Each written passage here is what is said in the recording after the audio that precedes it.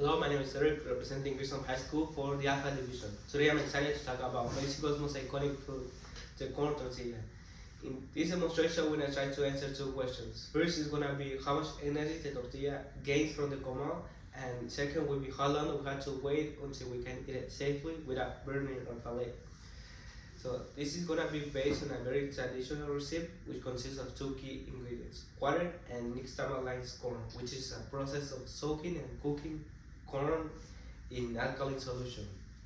What makes it very iconic is that the tortilla is cooked in a comal, which is a very big flat clay griddle that looks something like this, and it has a diameter of about 1 to 2 meters long, so it's very big. In this first section, we're going to try to calculate how much energy is transferred from the comal to the tortilla using the next formula. Q equals mass times heat capacity times the change in temperature. So the data that I have was collected by my sister in Mexico. So we know that the mass is going to equal 70 grams times the heat capacity, which is how much energy do we need to increase the temperature of the tortilla by 1 degree Celsius.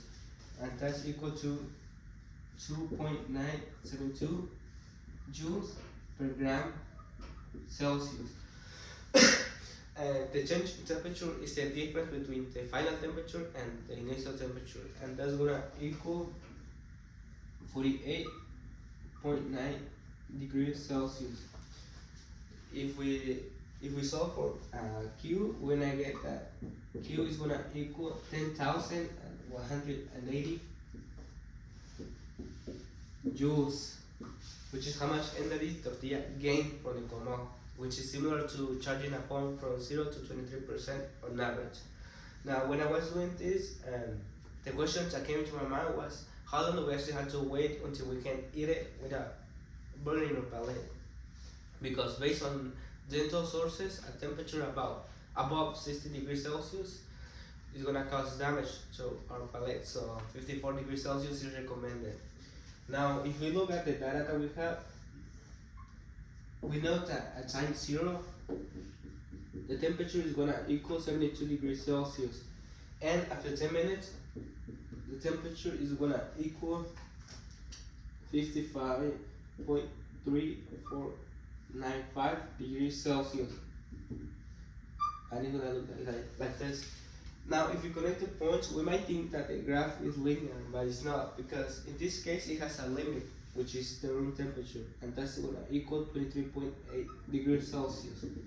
So it will look something like this. We can also state it as this: limit as t time goes to infinity of t is going to equal the temperature of the system, which is 23.8 degrees Celsius. If we see this, we can see that the function is an exponential decay, so we can use Newton's law of cooling to predict when the temperature is going to reach 54 degrees Celsius. The formula is going to look something like this: T of t is going to equal temperature of the system plus the initial temperature minus the temperature of the system times e to the power of negative k t, which is time, and k is equal to the cooling rate constant. So in order to find and predict the time, we first gotta find what k equals to. So we're gonna find it using the values and the data that we have here. In this case, we're gonna use the data after 10 minutes. So the temperature is gonna equal 55.3495 degrees. So the temperature of the system is the room temperature, which is 23.8 plus the difference between the initial temperature and the temperature of the system, which is 48.2 times e to the power of negative k, cooling rate constant, times t, in this case is 10 minutes. So if we simplify this, we're going to end up with e to the power of negative k 10 equals to 0.6546. if you apply natural log on both sides, we're gonna end up with negative k10 equals ln of 0.6546, and if we solve for k, we're gonna end up with k equals to 0.04237. Now that we know what k equals to, we can determine at what time the temperature drops to 54, and we just gotta substitute the values and find where t is equal to.